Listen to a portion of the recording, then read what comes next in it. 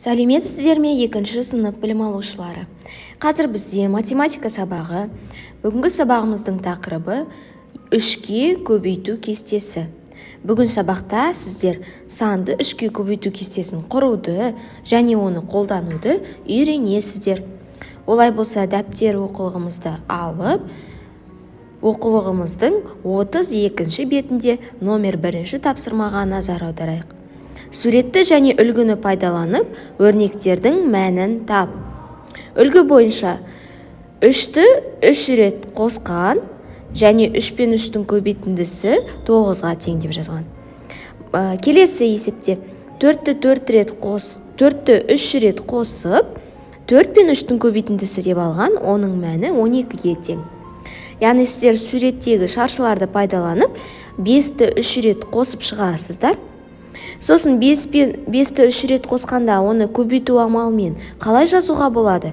Көбейту амалымен жазамыз, одан кейін тең деп мәнін табамыз. Дәл сол сияқты 9 бен 9-ды қосамыз, тағы 9-ды қосамыз. Яғни 9-ды 3 рет қосқанда көбейту амалымен қалай жазуға болады? Және оның мәнін табамыз. Номер 2-ші тапсырмада 3-ке көбейту кестесін жатта және қолдануды үйрен. Ол үшін 3-ке көбейту кестесін әдеттегідей дәптерімізге қоршап, жазып, сызып аламыз. Одан кейін келесі қолдануға болатын қасиеттермен танысып шығайық. 5 пен 3-тің көбейтіндісі 15-ге тең.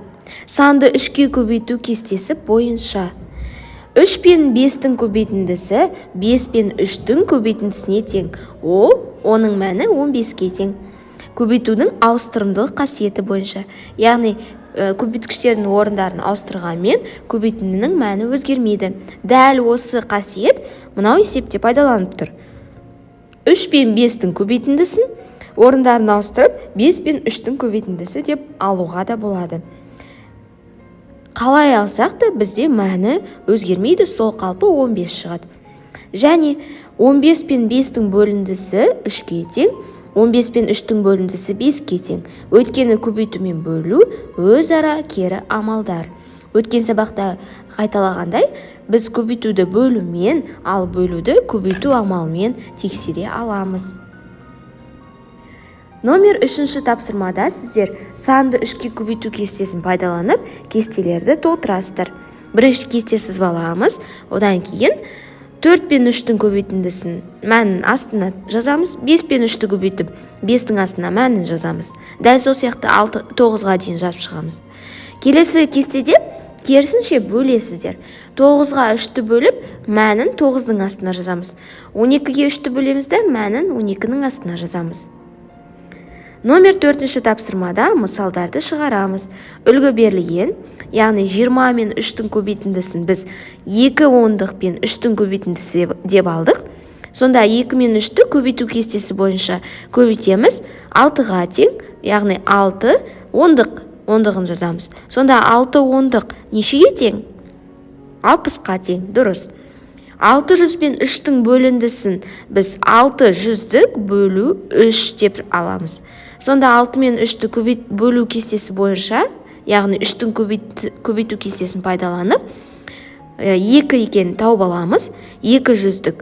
200-дік ол бізде 200-ге тең. Дәл сол сияқты 30 пен 3-тің көбейтіндісін, 900 пен 3-тің бөліндісін, және 30 дециметр мен 3-тің көбейтіндісін, 90 килограмм мен 3-тің бөліндісін шығарайық.